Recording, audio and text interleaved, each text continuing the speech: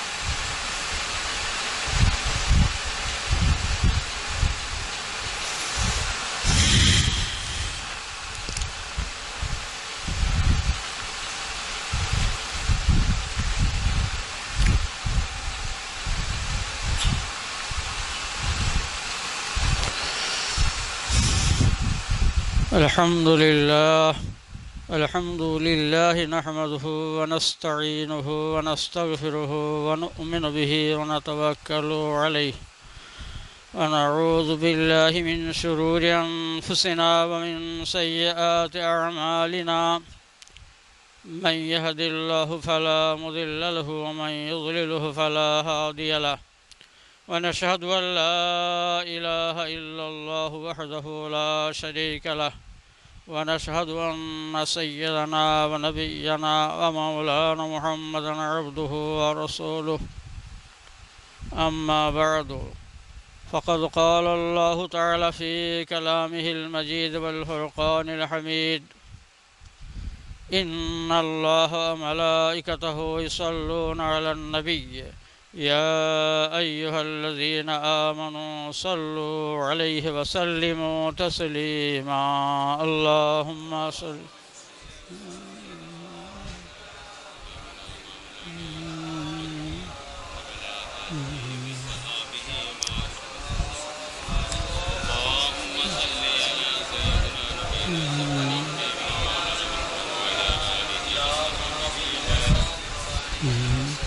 كريم السجايا جميل الشيم نبي البرايا شفيع الأمم. اللهم صل على سيدنا مولانا محمد.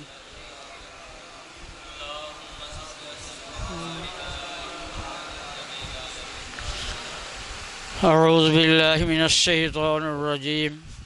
رب اشرح لي صدري ويسر لي أمري واحلل عقدة من لساني يفقه قولي. سبحانك لا علم لنا إلا ما علمتنا إنك أنت العليم الحكيم.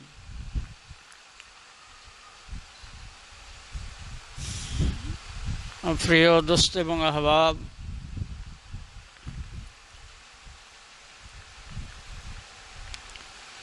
দুনিয়া চিরস্থায়ী জায়গা নয়।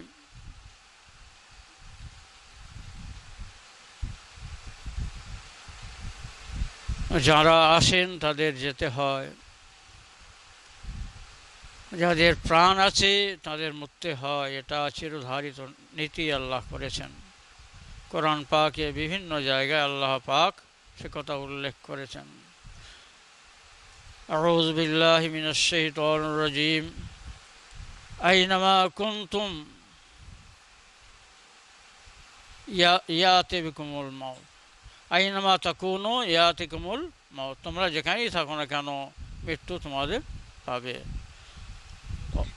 ইদরিকুকুমুল মাউত, আইনামা তাকুনু ইদরিকুকুমুল মাউত। তোমরা যেখানেই ইউদরিককুমুল মাউত ওয়ালাউ কুনতুম ফি বুরুজিম মুশাইয়াদা, যদি মজবুত প্রাসাদের মধ্যেও থাকো না কেন সেখানে তোমাদের মৃত্যু পাবেই। অন্যত্রে বলেছেন আল্লাহ, কুল্লু নাফসিন যায়িকাতুল মাউত, প্রত্যেক আত্মাকে মৃত্যুর স্বাদ গ্রহণ করতে হবে। বিশ্ব নবী, শেষ নবী যখন দুনিয়াতে রেহলাত করলেন, পরকালে সফরে পাড়ি দিলেন, তার প্রিয়তমার দিকে গমন করলেন, সেই সময় হজরত আবু বকর সিদ্দিক খলিফা আউয়াল উনি বাইরে ছিলেন, আওয়ালি, মদিনা শরীফের আওয়ালি নামক স্থানে ছিলেন। সেখান থেকে এসে দেখেন যখন দয়াল নবী ইন্তেকাল করে গেছেন,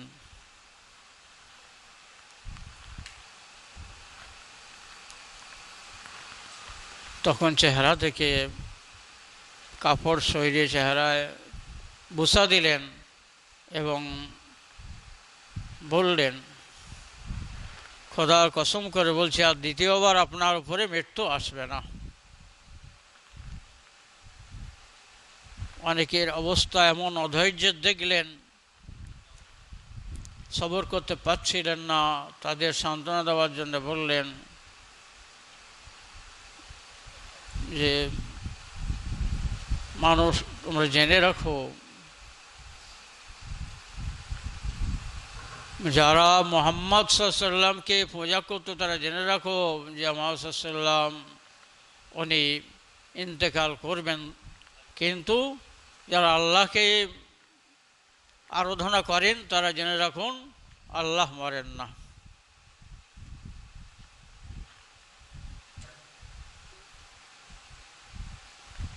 আল্লাহ পাক কোরআন পাকে অবতীর্ণ করেছিলেন আয়াত পাক ইতিপূর্বে, ইন্নাকা মাইয়াতুম ওয়া ইন্নাহুম মাইয়াতুন, আপনি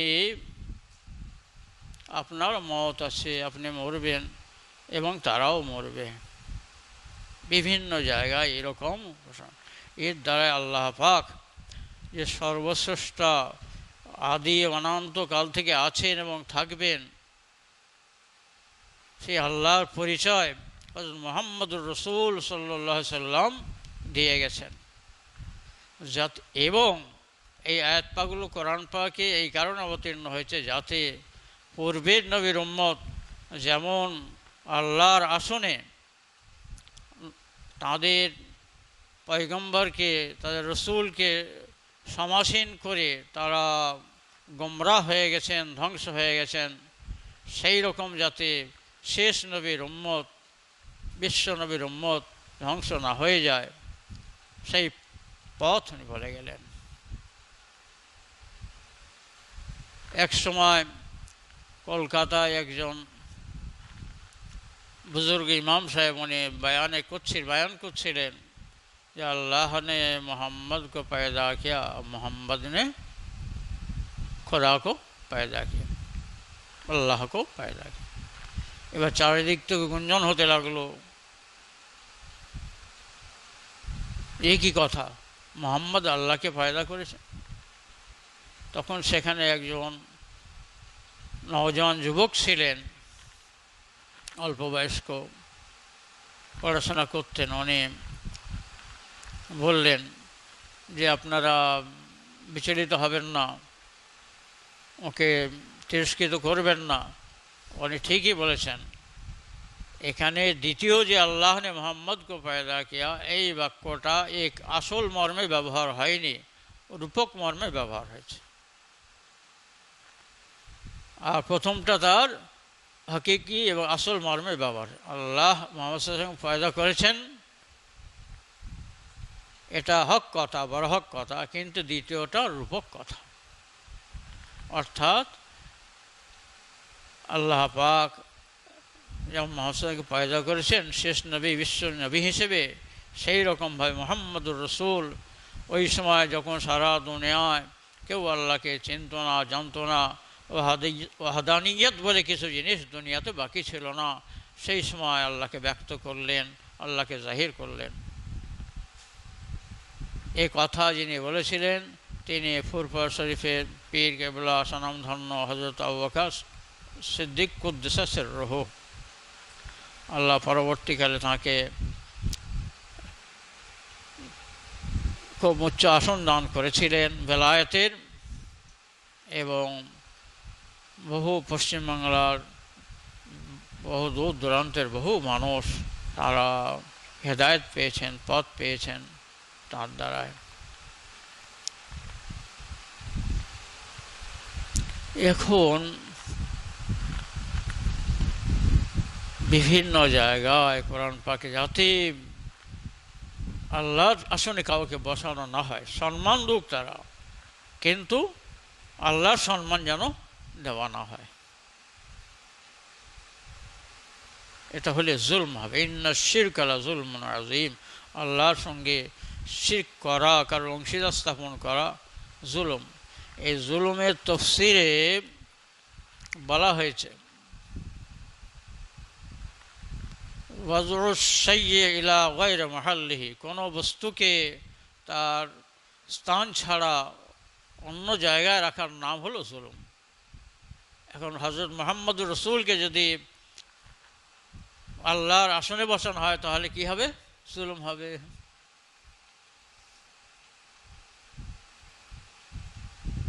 জুলুম খুব ব্যাপক মর্ম রাখে, আমাদের খেয়াল রাখতে হবে।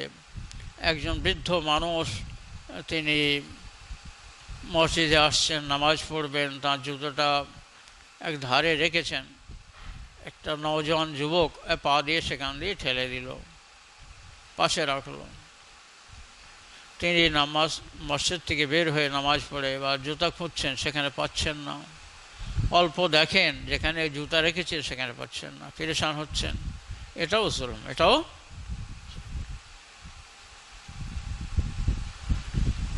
খুব সূক্ষ্ম জুলুম।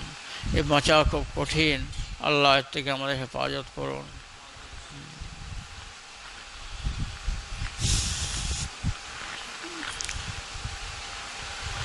আল্লাহ পাক কুকুরকে পয়দা করেছেন, বহু প্রাণী পয়দা করেছেন, তো আল্লাহর ইচ্ছা এর উপকার আছে।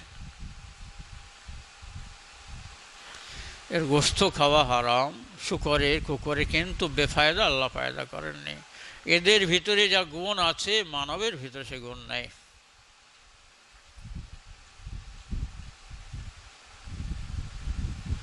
আল্লাহ পয়দা করেছেন তার ভিতরে।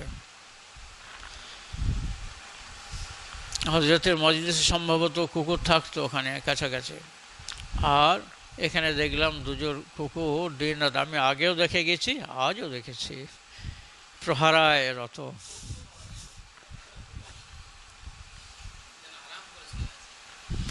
আল্লাহ পাক তো কুকুরের এই নামের স্থান কিন্তু কোরআন পাকে দিয়েছেন। আসহাবে কাহাফের কুকুর, কিছুদিন তাঁরা নেক মানুষের সোহবতে ছিলেন, সেই কারণে তারা জান্নাতে যাবে। কুকুরের স্থান জান্নাতে হবে। কয়েকদিন মাত্র, বা রোজে চন্দ বানে কা,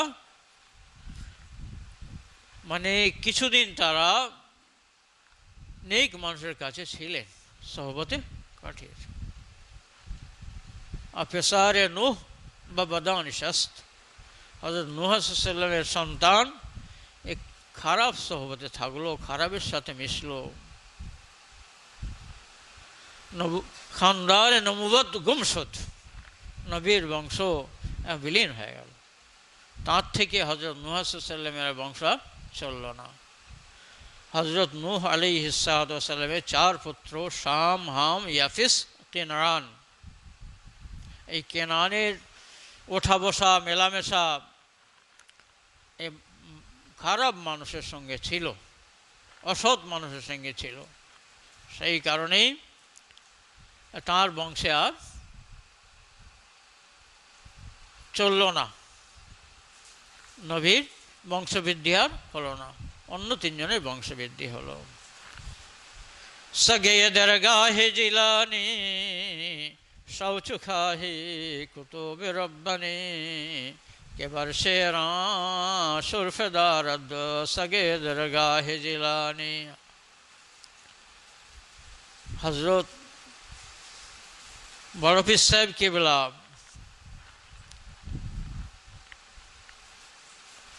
হযরত মাওলানা আব্দুল কাদের জিলানী কুদ্দুস সিররুহু তার দরবারে একটা কুকুর থাকতো, বুড়ো মতো কুকুর, বৃদ্ধ কুকুর। সে যুগে অনেক বুজুর্গ ছিলেন, সমসাময়িক খালাতো ভাই হজরতে খাজা মঈনুদ্দিন চিশতি আজমিরি সঞ্জারি রহমতুল্লাহ, উনিও সে যুগের ওলি ছিলেন। একজন বাঘে করে এসেছেন চেপে, আর বাঘটা এক জায়গায় বেঁধে রেখেছেন। এই হজরতে বড় পীর সাহেব কেবলার দরবারের সেই কুকুর কাছে ঘুরছিল, তার উপরে আক্রমণ করতে উদ্যত।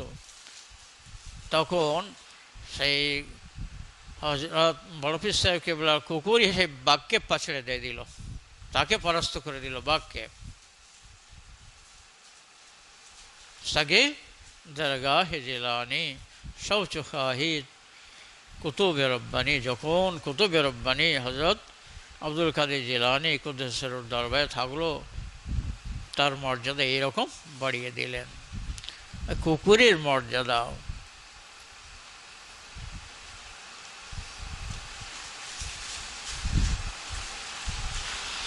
সোনা হয়ে যায়, সংস্পর্শে মূল্যবান হয়ে যায়।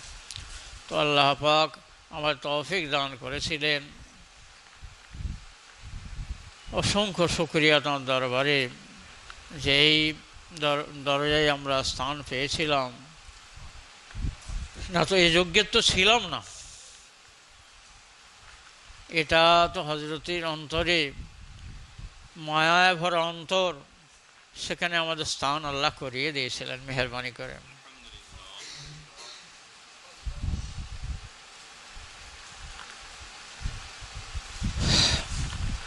অযোগ্যতার কারণে কি নিতে পেরেছি বলতে পারিনি,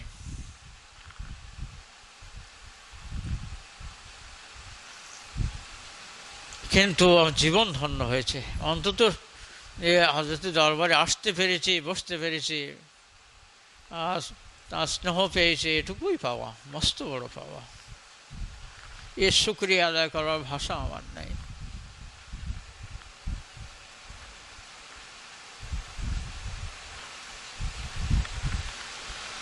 আল্লাহ পাক তাঁর ফয়ুজ এবং তার বারাকাত এবং তাঁর সারা জীবনের যে সাধনা এবং যেটা তিনি চেয়েছিলেন, তার অন্তত কিছু নগণ্য অংশ আমাদেরকে আল্লাহ পাক দান করুন, অনুসারী করুন। প্রিয় নবী হযরত মুহাম্মদুর রাসূল সাল্লাল্লাহু আলাইহি ওয়াসাল্লামের কাছে তাঁরাই ততোধিক প্রিয় ছিলেন, যারা হযরত মুহাম্মদুর রাসূল সাল্লাল্লাহু আলাইহি ওয়াসাল্লাম যে কাজ পছন্দ করতেন, চেয়েছিলেন, সেই কাজে বেশি বেশি আত্মনিয়োগ করেছেন। আমার বিশ্বনবী মহান নবীর চাহিদা ছিল, তার আশা ছিল যে মানুষ সৃষ্টি শান্তিতে থাকুক, মানুষ এরা পথ পাক, দুনিয়ায় শান্তি পাক এবং পরকালে তারা মুক্তি পাক, আল্লাহর তৈরি চিরশান্তি ধামে তারা চলে যাক। সেই চেষ্টা, সেই প্রচেষ্টা যাঁরা যত বেশি করেছেন, তাঁর নবীর কাছে তত বেশি প্রিয় ছিলেন। আমাদেরও লক্ষ্য থাকবে যে হজরতের যে প্রাণ ভরা আশা, প্রাণ ভরা মানে আকুলি বিকুলি আর কাকুতি, সব এই কারণেই ছিল যে মানুষ আদর্শ মানুষ হোক, মুসলমান আদর্শ মুসলমান হোক। আল্লাহ সেই কাজ আমাদের করার, সেই কাজে এগিয়ে যাওয়ার প্রচেষ্টা নাও তৌফিক দান করুন। বলতেন, দরুদ কোথায়? দরদ কোথায়? সারাটা জীবন কি করেছেন, কি সাধনা বলা যাবে না, খুঁজে পেতেন না সেরকম, কিন্তু আশা ছাড়াননি, আশা হারাননি। এই আমাদের মতো অযোগ্যদের মধ্য থেকে তিনি এমন এমন গড়েছেন, আল্লাহ তাদের নিদর্শন করে রাখবেন। গজলের ক্ষেত্রে, কেরাতের ক্ষেত্রে এবং নামাজের পরিপূর্ণ তৈরি করে আজান দেওয়ার ক্ষেত্রে, ইকামাত দেওয়ার ক্ষেত্রে, ইমাম বানাবার ক্ষেত্রে যে অক্লান্ত মেহনত এবং পরিশ্রম করে যে সফলতা আল্লাহ পাক তাঁর হায়াত পাকে দান করেছেন, আলহামদুলিল্লাহ কিছু দেখে যেতে পেরেছেন, আল্লাহর কাছে শুকরিয়া, অসংখ্য শুকরিয়া, আলহামদুলিল্লাহ। কিন্তু কিছু তিনি দেখে গেছেন। যে এই যে সমস্ত ছেলে ছাত্র ভাইরা আজকের এদিক ওদিক বিভ্রান্ত হয়ে ঘুরত, জীবন বিপদগামী হতো, তাদেরকে একটা জায়গায় আনিয়ে দিয়েছেন আল্লাহ পাক, তাদের সত্যকে চিনিয়ে দিয়েছেন, আল্লাহর পাওয়ার পথে অনেক দূর আগিয়ে দিয়েছেন, আলহামদুলিল্লাহ। वो एक था जो था एक ढेरों का गिल्ला, गरा कर दिया उनका आलम का पल्ला।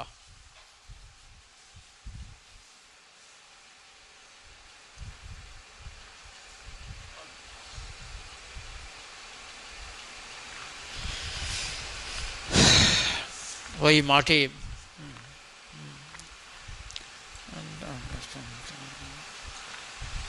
যেটা কেবল মানে ঢিপে ছিল, টিলা ছিল, উঁচু স্তূপ ছিল, আর তাকে সারা দুনিয়ার বুকে তাকে মূল্যবান বানিয়ে দিয়েছেন। বিশ্বনবীর যেমন স্পর্শে, তাঁর প্রচেষ্টায় সারা পৃথিবীর শ্রেষ্ঠ হয়ে রয়েছে, সেই রকম হজরতের সংস্পর্শে যারা এসেছেন, আল্লাহ তাদের এরকম আদর্শবান করুন, প্রত্যেক ক্ষেত্রে তাদের বড় জায়গায় পৌঁছে দিন। আমার আলাইন ইল্লাল বালাগ। আসসালামু আলাইকুম।